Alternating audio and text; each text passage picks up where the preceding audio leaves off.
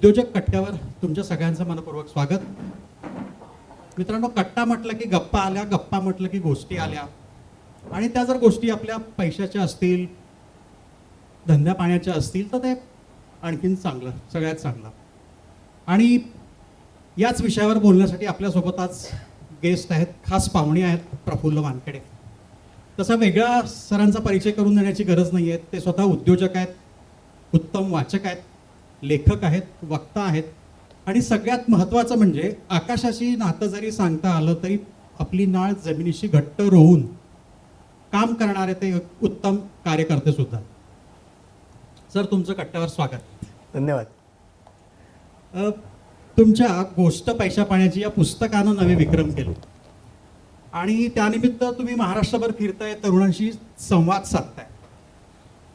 पहिला प्रश्न माझा असा की ॲज अ करिअर म्हणून आजचे तरुण व्यवसायाकडे, उद्योजकतेकडे कसं बघतायत, तुमच्या रिॲक्शन्स काय आहेत? कारण तुम्ही सगळ्यांना भेटताय. आता तुमचा जो प्रश्न आहे की आता तरुणांना काय वाटतं, तर मी ना ग्रामीण भागात वाढलो आहे. आमच्याकडे ना साथ यायची की एक कोणतरी मुलगा शिक्षक व्हायचा प्राथमिक शाळेत, तो 10वी नंतर D.Ed करायचा आणि मग तो शिक्षक व्हायचा. मग गावातले आजूबाजूचे सगळे शिक्षक व्हायचे. त्या गावात 50 शिक्षक असायचे. मग कधीतरी एखादा आर्मीत जायचा. मग आमच्याकडे साताऱ्यात आर्मी आणि हे फार म्हणजे वी स्टील प्राऊड, म्हणजे काही लोक बोलतात आणि आमच्याकडे करतात. तसं आमच्याकडे आर्मी म्हटलं की ते म्हणजे एक आतूनच येतं की तो प्रत्येक माणसाला आर्मीत जायचं असतं. मग ते सगळं गाव आर्मीत जातं. सो आमच्याकडे अपशिंगे नावाचं गाव आहे, त्याला अपशिंगे मिलिटरी असं म्हटलं जातं. म्हणजे त्याला तिथली सगळीच लोकं मग मिलिटरीत जातात. तसंच ना आपल्याकडे साथ येते. तसं आता जर का तुम्ही बघितलं तर उद्योजकता किंवा स्टार्टअप हे जे आहे ना, ही साथ आहे आत्ता. सो प्रत्येकाला वाटतं आहे की उद्योजक व्हायचं आहे. बरं, समोरच्याला तुम्हालाही वाटतं आहे उद्योजक घडवायचे आहेत, उद्योजकालाही वाटतं आहे उद्योजक घडवायचे आहेत, जो माणूस नोकरी करतो आहे त्यालाही वाटतं आहे उद्योजक घडवायचे आहेत. म्हणजे इथं प्रत्येकाला असं वाटते आता उद्योजक झाले पाहिजेत सगळे. आणि मग तुला नोकरी जमत नाही आहे, तू उद्योजक हो. तुझं शिक्षण पूर्ण नाही आहे, उद्योजक हो. तुला दुसरं काहीच आयुष्यात जमत नाही आहे, तू उद्योजक हो. आणि मग त्याच्यासाठी मोटिवेशनचे डोस दिले जातात की तुम्ही मोटिवेट व्हा, मोटिवेट व्हा, मोटिवेट व्हा. मला जर का तुम्ही प्रामाणिकपणे विचारलं की आत्ता तरुणांमध्ये काय आहे, तर मला असं वाटतं ती लाट आहे की प्रत्येकाला बरं ते उद्योजक का व्हायचं आहे, तर मला भरपूर पैसा कमवायचा आहे, मग मला रील बनवायचे आहेत, मग मला दाखवायचं आहे की आता मी उद्योजक झालो आहे, मग मला दुसऱ्यांना सांगायचं आहे तुम्ही कसे होऊ शकता. सो त्याचं तुमचं उद्योजक होण्याचं नक्की स्वप्न का आहे ह्याचा विचार न करता मला बरीचशी ती लाट दिसते. सो मी अगदी म्हणजे कुठली फॉर्मॅलिटी न ठेवता किंवा उगीच त्याला डिप्लोमॅटिक कुठला आन्सर न देता मला असं वाटतं की ज्यांना खरंच उद्योजक व्हायचं आहे त्यांच्यावरती आपण मेहनत केली पाहिजे. आपल्याला ते लोक शोधले पाहिजेत त्याच्यातून, आणि जेव्हा आपल्याला ते लोक शोधता येतील त्याच्यातून, ते आत्ता सध्या तुम्ही ते ग्लासाचं चित्र बघितलं असेल ना की किंवा ते नदीमध्ये जेव्हा गाळ जोरात पूर येतो त्यावेळेला ते गढूळ दिसतं. मला आत्ता ते गढूळ दिसतंय. ते जेव्हा शांत होईल, ज्यावेळेला त्याच्यात स्वच्छ पाणी दिसेल, खाली त्याची माती दगड जमा झालेले दिसतील, आणि ज्यावेळेला ते मन शांत दिसेल त्यावेळेला आपण म्हणू शकतो की हां, आता याला उद्योजक व्हायचं आहे. सो ते किती हे आत्ता जेव्हा आपण शोधून काढू त्यावेळेला असे आपल्यासारखे कार्यक्रम त्याला मदत करतील की त्याच्यातली संकटं काय आहेत, त्याच्यातले धोके काय आहेत, त्याच्यातले तोटे काय आहेत, आणि ते कळून जेव्हा आपण मग ओव्हरऑल विचार करू तेव्हा उद्योजकाकडे आपण नीट बघू शकतो. पण तुम्ही शाळेत असतानाच ठरवलं होतं की आपल्याला उद्योजकच व्हायचं. म्हणजे एकदा बोलत असताना सर यशस्वी उद्योजकचे मेंटर ऑफ द मंथ पण होते. ते म्हणाले की मी जर उद्योजक झालो नसतो, समजा मी टीचर झालो असतो, तर मी एक उत्तम शैक्षणिक संस्था काढली असती. मी डॉक्टर झालो असतो तर एक उत्तम हॉस्पिटल उभारलं असतं. म्हणजे जे करणार ते उत्तम आणि अतिउत्तम करणार असं त्यांच्या कन्व्हिक्शन बोलण्यातून कायम जाणवतं. तुम्ही ठरवलं होतं की शाळेत असतानाच उद्योजक व्हायचं, तर हे खेड्यामध्ये साताऱ्यासारख्या जवळच्या खेड्यात तिथे तुमच्या मनात हे उद्योजकचं खूळ आलं कुठून? मी खरं याचं म्हणजे तुम्ही जसं सांगितलं तसं शाळेत मी ॲकॅडमिक्स माझं प्रत्येकाला ना आपला एक स्ट्रॉंग पॉईंट माहिती पाहिजे. म्हणजे उद्योजक जेव्हा व्हायचं आहे ना त्यावेळेला तुम्हाला तुमच्यातला स्ट्रॉंग पॉईंट माहिती हवा. म्हणजे मला तो करतोय म्हणून मी उद्योजक होईन असं नाही, किंवा दुसरं कोणीतरी करतं आहे किंवा मी कुठेतरी वाचली स्टोरी म्हणून मला उद्योजक व्हायचं आहे असं नाही. तुम्हाला तुमचा स्ट्रॉंग पॉईंट माहिती पाहिजे, मग तुम्ही त्याच्यावर पोचले पाहिजेत की हे मी करू शकतो. तसं ॲकॅडमिक्स हा माझा स्ट्रॉंग पॉईंट होता. आणि ॲकॅडमिक्समध्ये मी जेव्हा सायन्स आणि ह्या गोष्टी मॅथमॅटिक्स असेल, सायन्स असेल, जो माझ्या आवडीचा टेक्नॉलॉजी हा विषय असेल, त्याच्यामध्ये ना मी लिंक्स माझ्या डोक्यात फिट करायचो की मला नक्की त्याचे शॉर्ट फॉर्म बनवून मी त्याच्यावर काम करायचो. त्यांनी पहिल्यांदा हे पहा की तुम्हाला उद्योजक का व्हायचं आहे, त्याचं उत्तर नक्की काय आहे. आणि ते जेव्हा उत्तर मिळेल त्यावेळेला मग ते का आणि कशासाठी करायचं, जेव्हा ह्या डीप डाऊन आपण जाऊ त्यावेळेला आपण ते फनेल लावून जेव्हा विचार करू त्यावेळेला आपल्याला ते जास्त पद्धतीने कळेल. मला का वाटलं तर मला माझा स्ट्रॉंग पॉईंट काय आहे ते मला माहिती होता. मला माहिती होतं की विज्ञान आणि तंत्रज्ञान ह्या क्षेत्रात बरीचशी लोकं कमी असणार आहेत, कारण आमच्या वेळेला कम्प्युटरकडे जास्त ओढा होता. आणि मला जाणवत होतं की बेसिक इंजिनिअरिंग इंडस्ट्रीज ज्या आहेत त्याच्यामध्ये मला फार स्कोप मिळेल जेव्हा मी या क्षेत्रात 15-20 वर्ष काम करेन. आणि that was the only reason me deliberately 2000 नंतर जेव्हा सॉफ्टवेअरची लाट होती तरीही मी बेसिक इंजिनिअरिंगमध्ये राहिलो. कदाचित आत्ता तेव्हा विचार नसता केला तर मग मी आत्ता या व्यवसायात नसतो. सो तो प्रत्येकाचा इंडिव्हिज्युअल प्रश्न असतो की त्याला उद्योजक का बनायचं आहे. तुम्ही जसं म्हणालात की आधी तुम्ही उद्योजक का व्हायचं ते ठरवा. आता इथे सगळी तरुण मित्रमंडळी आहेत, तर प्रत्येकाला वाटतं की आपल्याला उद्योजक व्हायचं, प्रत्येकाला असा विचार करतो की आपल्याला काहीतरी करायचं आहे. हा जो विचार आहे तो विचार ते उद्योजक होणं हा जो प्रवास असतो ना त्याच्या दरम्यान त्यांनी काय करायला पाहिजे, कुठल्या प्रकारे विचार केला पाहिजे की आपण खरंच उद्योजक होऊ शकतो का, आणि त्याच्यासाठी आपण काय म्हणतो त्याला आपण म्हणू की पात्र आहोत का. दिस इज समथिंग, हे खूप भारी आहे. म्हणजे हे there is one very famous saying की झाड आहे ना ते त्याच्या फांदी आणि फुलांनी खूप छान दिसतं. म्हणजे कोणतंही झाड हे त्याच्या फांद्या आणि फुलांनी खूप छान दिसतं, पण झाडाची जी मजबूती असते ना ती खरी त्याच्या मुळात असते. म्हणजे ह्याच्यापैकी किती जणांनी ज्वारी शेतात जाऊन काढली आहे मला माहिती नाही, हाताने उपटून ज्वारीचं ताट काढतात तो प्रकार किती जणांनी केला आहे मला माहिती नाही. पण ते आपण ज्वारीचं ताट बऱ्यापैकी ज्याला सवय आहे तो माणूस सहज उचलून ते काढतो. पण तेच जर का तुम्हाला सांगितलं वडाचं झाड उपटून काढ बरं, ते पण झाडच आहे, वडाचं झाड नाही निघणार इझिली. किती वादळ येऊ दे, वारा येऊ दे, तेव्हा बरोबर ते इतकं स्ट्रॉंग रूट जातात आणि त्याच्यामुळे ते 700-800 वर्ष राहतं, शतकानुशतके राहतं. त्याचं मूळ आहे की तुम्ही त्याच्यासाठी किती मेहनत घेता. सो उद्योजक म्हणजे तुमचं बेसिक तुमचं शालेय शिक्षण ते उद्योजक ह्या प्रवासामध्ये काही गोष्टी फार महत्त्वाच्या असतात. त्या मुळांना त्याचं पोषक मूल्य मिळालं पाहिजे एक. दुसरी गोष्ट ते तुमचे तेवढे रूट स्ट्रॉंग गेले पाहिजेत. म्हणजे तुम्हाला उद्योजक बनल्यानंतर हल्ली वर्षभरात त्याला स्टार्टअप्स आणि त्याला अनेक गोष्टींनी प्रसिद्धी हवी असते. ती जर टाळून आपण आपली रूट्स कसे खाली जातील जास्तीत जास्त त्याचा प्रयत्न केला तर मला वाटतं त्याला जास्त यश मिळेल. मग काय त्याच्यासाठी करायचं तर मला असं वाटतं तुमचं शिक्षण झाल्यानंतर तुम्हाला उद्योजक व्हायचं आहे तर तुम्ही थेट उद्योजक नका हो. ज्यांना कोणाला जे तरुण मंडळी इथे जमलेली आहेत, यशस्वी उद्योजक असेल किंवा दे आसराचे असतील किंवा इतर समाज माध्यमातून आलेले असतील, त्यांना मला ही विनंती करायची की पहिल्यांदा तुम्हाला ज्या क्षेत्रात काम करायचं तिथे नोकरी करा. मग ती छोट्या कंपनीत करा, मोठ्या कॉर्पोरेट्समध्ये करा. छोट्या कंपनीत केली तर तुम्हाला नक्की काय करायचं आहे हे कळेल, मोठ्या कंपनीत केली तर तुम्हाला तिथल्या प्रोसेसेस कळतील, सिस्टम्स कळतील, तुमचा आवाका वाढेल, तुम्हाला गोष्टीकडे बघायचा एक दृष्टिकोन मिळेल. सो सुरुवातीला काय करायला हवं तर आपला दृष्टिकोन वाढवायला हवा.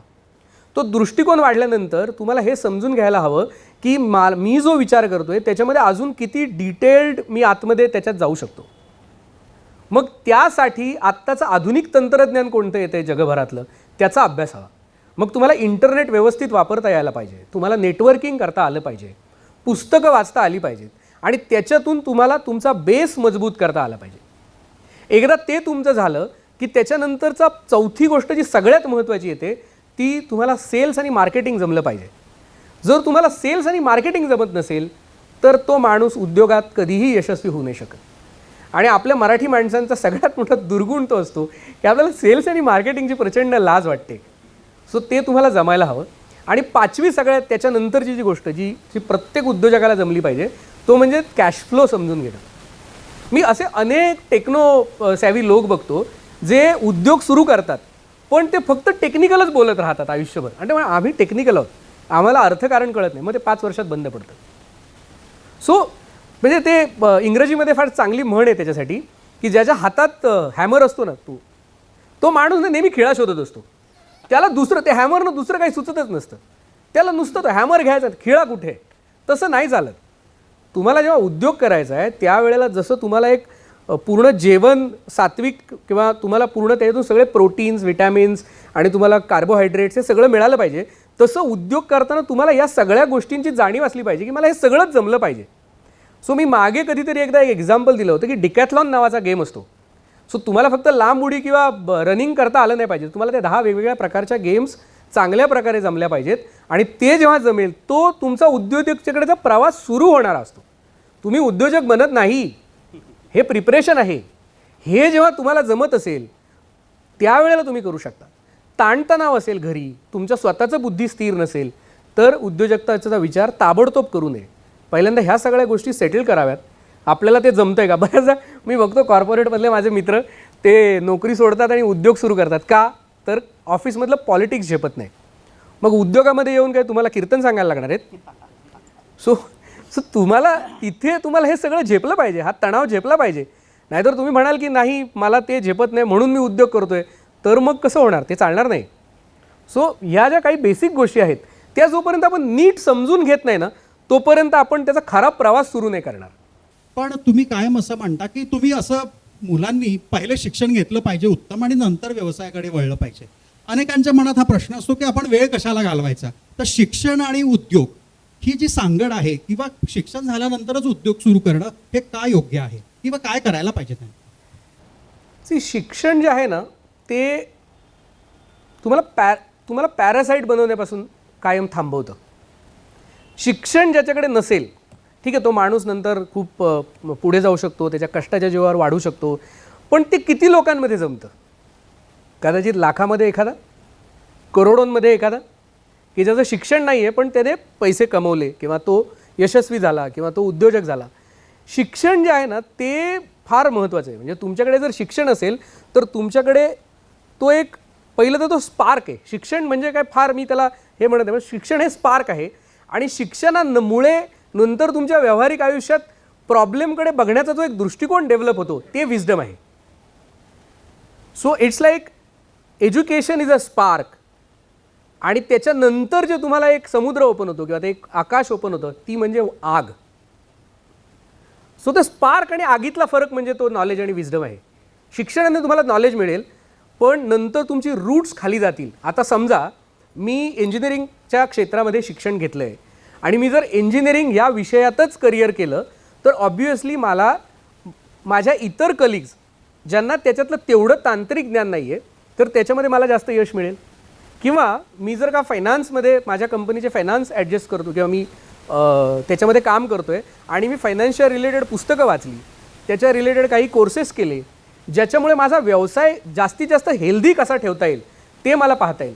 आज तुम्ही कोणतेही मोठे उद्योजक घ्या, त्यांची उदाहरणं सर्रास काय दिली जातात की त्यांनी हे ड्रॉपआउट आहेत, ते तिथून ड्रॉपआउट आहेत किंवा यांनी कॉलेज सोडला आणि हा उद्योग सुरू केला. मुळात आपण त्याच्याकडे पूर्ण नजरेने त्यांना वाईड अँगलने पाहत नाही की त्या लोकांनी उद्योग नक्की पुढे जाऊन सुरू कसे केले.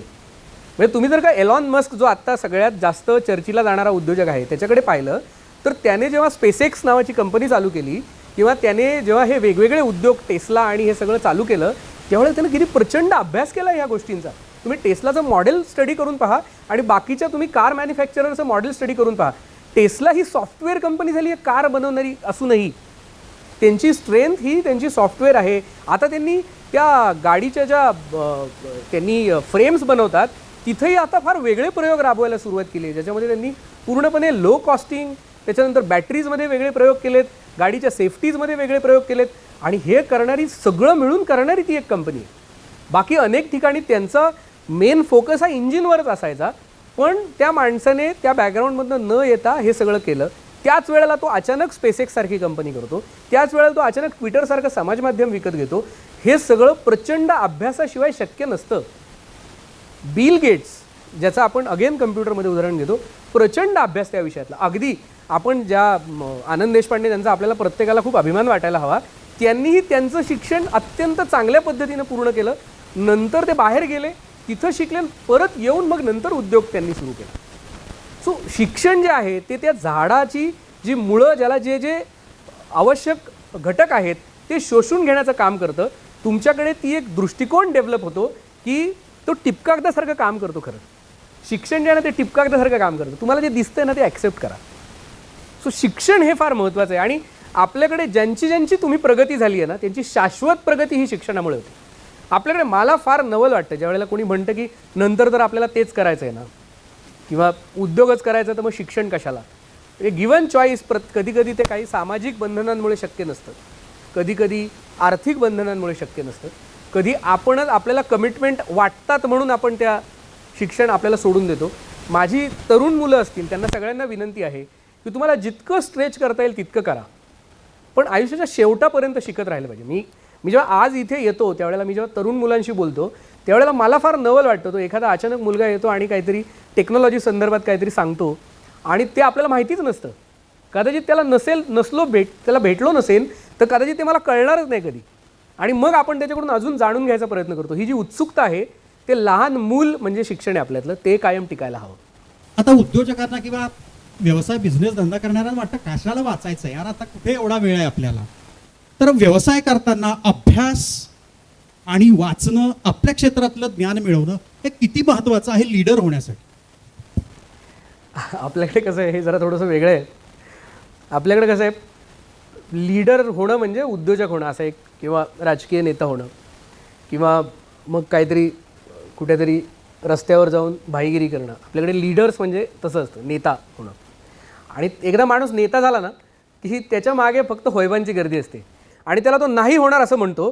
त्यावेळेला खरं लढाई सुरू होते, खरं द्वंद्व सुरू होतं आणि त्याला ती लोक आवडत नाहीत. मग लीडरच्या आयुष्यात किंवा नेतृत्व ज्याला करायचं आहे, ज्याला व्यवसाय करायचा आहे, ज्याला कुठेतरी पुढे जायचं आहे, त्याला पहिल्यांदा ना ते ऐकून घ्यायची सवय पाहिजे. आणि त्याला तसं पाहायला गेलं तर लर्निंग, अनलर्निंग आणि रीलर्निंग अशी एक फेज असते आयुष्यातली.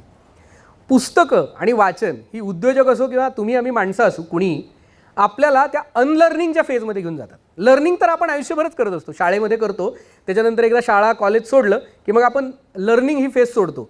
पुस्तकं तुम्हाला रीलर्न करायला सांगतात, अनलर्न करायला सांगतात. आणि एकदा तुम्ही अनलर्न केलं, तुम्ही काही 4 गोष्टी वाचल्या आणि मग आपल्याला कळतं अरे यार हे असं नाही आहे. उद्योजकांच्या आयुष्यात पुस्तकं ते अनलर्निंगचं काम करतात. आणि एकदा तुमचं अनलर्न झालं की मग तुम्ही ह्या लोकांचे सगळे इनपुट घ्यायला सुरुवात करता आणि मग तुम्ही पुन्हा रीलर्न करता की ही गोष्ट ही अशी नाही, ही अशी होऊ शकते. बऱ्याच वेळेला पुस्तकं तुम्हाला तुमचे निगेटिव्ह पॉईंट्स दाखवतात. तुम्हाला जाणीव होते की अरे हां हे माझ्याकडे नव्हतं बरं का, हे मला माहिती नव्हतं. फायनान्समध्ये काय काय गोष्टी अशा असतात ज्या उद्योजकांना खरंच माहिती पाहिजेत. म्हणजे आता तुम्हाला कॅश फ्लो, तुम्हाला क्रायसिसच्या वेळेला तुम्हाला नक्की कसं वागलं पाहिजे, कुठले खर्च कमी केले पाहिजेत, कन्स्ट्रेंट माझ्या उद्योगात कोणते आहेत हे जाणून घ्यायचं असेल आणि तुम्ही जर का तुमच्या क्षेत्रातल्या सर्वोत्तम माणसांची काही आत्मचरित्र वाचली तर आपल्याला लक्षात येतं की अरे हां या वेळेला याला असा प्रॉब्लेम आला होता. प्रत्येक चुका ह्या दुसऱ्यांनीच केल्या, आपणच स्वतः केल्या पाहिजेत हे काय गरजेचं आहे. काही चुका दुसऱ्यांनी केलेल्या त्यातनं आपल्याला शिकायला काय जाते का प्रत्येक वेळी नाही मीच करणार, काहीही झालं तरी मीच करणार. किंवा बऱ्याचदा असतं ना, एखाद्या कंपनीत तुम्ही असाल किंवा मला विचारल्याशिवाय काही करायचं नाही हे वाक्य असतं.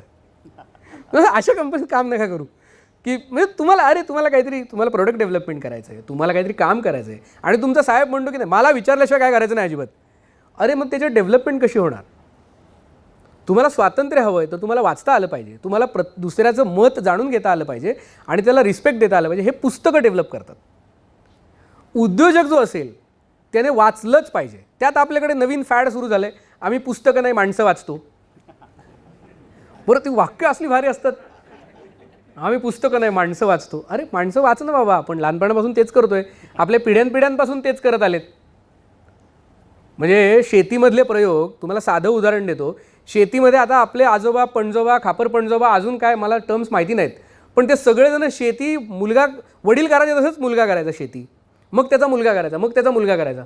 मग नंतर ॲग्रिकल्चर तंत्रज्ञान आलं, तिथे कळलं मातीचा पोत काय आहे, नत्रयुक्त खतं काय असतात, अमोनिया टाकल्यानंतर युरिया सुफला टाकल्यानंतर नक्की काय होतं, पीक बदली कसं करायचं, शास्त्रीय पद्धतीने फळ उत्पादन कसं करायचं.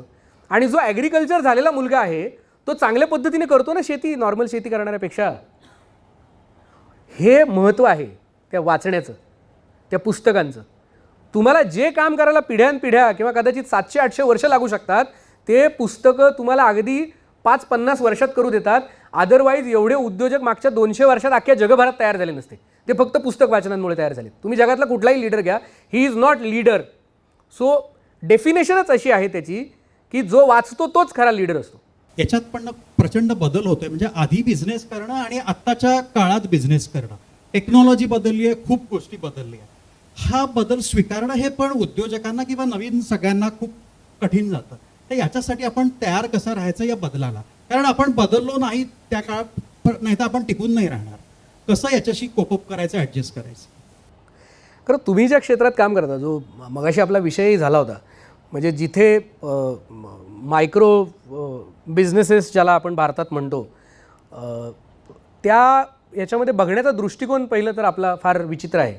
आपल्याकडे 98% उद्योग हे त्या कॅटेगरीमध्ये येतात जिथे 5पेक्षा कमी कामगार त्यांच्याकडे कामाला आहेत, पण ॲक्च्युअल इकॉनॉमीमध्ये त्यांचा फार मोठा वाटा आहे. हे जे मायक्रो उद्योग असतात, ते जे इकॉनॉमिक्स असतं ना, ते मेनली चालतं की तुम्हाला टेक्नॉलॉजी तुमच्या उद्योगाला तारणार आहे की तुमच्या उद्योगाला मारणार आहे. सो ज्या उद्योगाला छोट्या हे कळतं की ही टेक्नॉलॉजी मला तारणार आहे का मारणार आहे, तोच उद्योजक त्या डेफिनेशन एकदा कळली की मग त्याच्यातनं तो तरला जातो.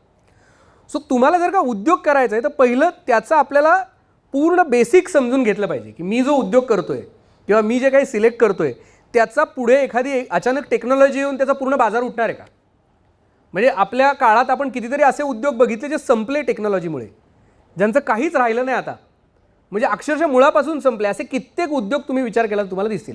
म्हणजे STD PCO बूथ वगैरे हे फार कॉमन आहेत जे तुम्हाला सहज कनेक्ट होतील, पण त्याच्याशिवायही अनेक उद्योग असे आहेत की जे खरोखर संपले. सो आता तुम्ही जर का बघितलं तर तुम्हाला टेक्नॉलॉजी ही नक्की मला कशी वापरायची. मी तुम्हाला एक उदाहरण देतो. साधारणपणे 1956 साली नोबेल प्राईज मिळालं सेमीकंडक्टरचा शोध लागला म्हणून. त्याच्यानंतर 1965 साली हे सेमीकंडक्टरचा शोध लागला. 1965 साली व्हिएतनाम आणि अमेरिकेचं युद्ध झालं. व्हिएतनाम आणि अमेरिकेच्या युद्धामध्ये अमेरिकेने जवळपास 680 बॉम्ब टाकले व्हिएतनामवरती, एका पुलावरती टाकायचे म्हणून, आणि ते 420 फूट लांब पडायचे. 680 बॉम्ब, एकही बॉम्ब त्यांचा त्या पुलावर पडला नाही त्या युद्धात. अमेरिकेला हे फार म्हणजे डोक्यात जाणार होतं प्रचंड की ते कुठलाच ब्रिज तुटू नाही शकला.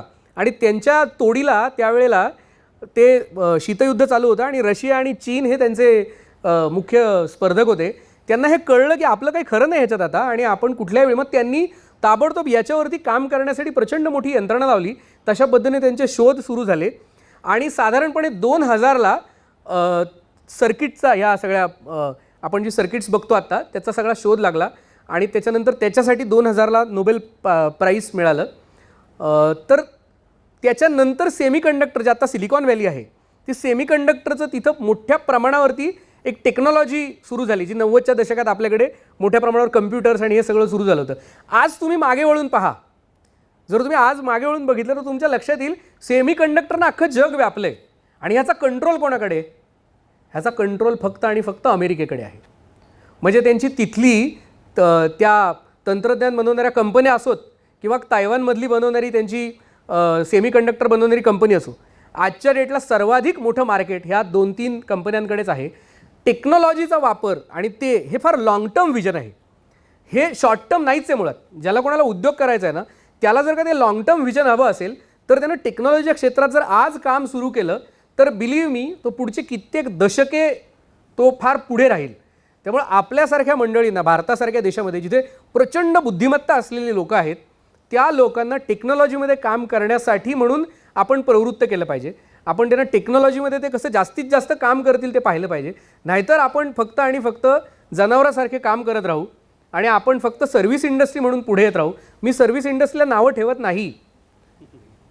सर्व्हिस इंडस्ट्री हा मूळ पाया आहे, याच्यावर माझा पूर्ण विश्वास आहे. कारण आपल्यासारख्या 140 कोटी लोकसंख्या असलेल्या देशामध्ये सर्व्हिस इंडस्ट्री ह्या आज जेवण द्यायचं काम करते, तुम्हाला सगळ्यांना अन्न पाणी द्यायचं काम करते. सो सर्व्हिस इंडस्ट्रीला मी नावं ठेवत नाही, पण मॅन्युफॅक्चरिंग आणि टेक्नॉलॉजीचं महत्त्व जेव्हा कळेल त्यावेळेला आपल्याला त्यातला मार्जिन्सचा गेम कळेल. त्याच्यातलं आर्थिक गणित जे आहे ना ते प्रचंड मोठं आहे आणि ते आर्थिक गणित हे फक्त टेक्नॉलॉजीने येऊ शकतं. त्यामुळे माझी जे तरुण मुलांना सगळ्यांना विनंती आहे, तुम्ही ती टेक्नॉलॉजी समजून घ्या आत्ता. जर तुम्ही आत्ता समजून घेतलं, तुम्ही त्याच्यामध्ये कंपाऊंडिंग इंटरेस्ट ज्याला आपण फायनान्समध्ये म्हणतो तसं ठरवून, आम्ही ठोक देऊन की नाही मी ह्याच्यातच काम करणार, तसं ठरवून जर एखाद्या पूर्ण फोकस्ड राहिलात तर आपण 100% यशस्वी होऊ शकतो. आणि त्याची अनेक उदाहरणं तुमच्या आजूबाजूला आहेत, अनेक. म्हणजे आणि तेही आपल्या महाराष्ट्रात तशी उदाहरणं आहेत. म्हणजे मी फार दूरचं पण म्हणणार नाही तुम्हाला. म्हणजे प्राजचे प्रमोद चौधरी असतील, ज्यांनी अगदी ठामपणे त्यांनी त्या प्राज इंडस्ट्रीमध्ये काम केलं आणि आज प्राज इंडस्ट्री ही भारतातली नव्हे तर जगातली एका सर्वोत्तम कंपन्यांमध्ये गणली जाते. थर्मॅक्ससारखी कंपनी जी बॉयलरमध्ये अगदी कन्सिस्टंटली काम करते बॉयलर्स आणि थर्मल इंजिनिअरिंगमध्ये, असे अनेक आहेत. म्हणजे आपल्याकडे आनंद देशपांडे सरांचं तुम्ही उदाहरण घेतलं तर ते सॉफ्टवेअर म्हणजे सॉफ्टवेअरमध्येच फोकस आहेत. ह्याच्यामध्ये काय होतं, फक्त तुम्हाला यश अपयश चालू राहतं. आपल्याला ते क्रायसिस मॅनेजमेंट फक्त हँडल करता जमलं पाहिजे. आपला जो सगळ्यात मोठा प्रॉब्लेम होतो तो हाच होतो की थोडा मराठी बाणा मोडेन पण वाकणार नाही. मी काय सोडत नसतोय आणि मी झुकणार नाही, मी कोणाला माफी नाही मागणार, मी थोडासा पण हे होणार, तिथं प्रॉब्लेम होतो. सो जर आपण फोकस असू ना, तर ज्यावेळेला आपला थोडासा काळ चुकीचा येईल त्यावेळेला आपण लवाळ्यासारखं खाली झोपलं पाहिजे. पूर आला तर आपण थोडंसं नमतं घेतलं पाहिजे. हा जो नम्रपणा आहे तो फक्त टेक्नॉलॉजीच असं नाही, तर तो ओव्हरऑल कोणत्याही सेक्टरमध्ये तुम्ही जावा, तुम्हाला तग धरून आणि फोकस राहायचं असेल तर ती सवय आपल्याला अपमान सहन करायची लागते. ती जर का आपल्याकडं मातीत रुजली तर मला असं वाटतंय आपल्यासारखी टेक्नॉलॉजी आणि बौद्धिक श्रीमंतीमध्ये इतकी सुपीक माती दुसरीकडे कुठे नाही भारतात.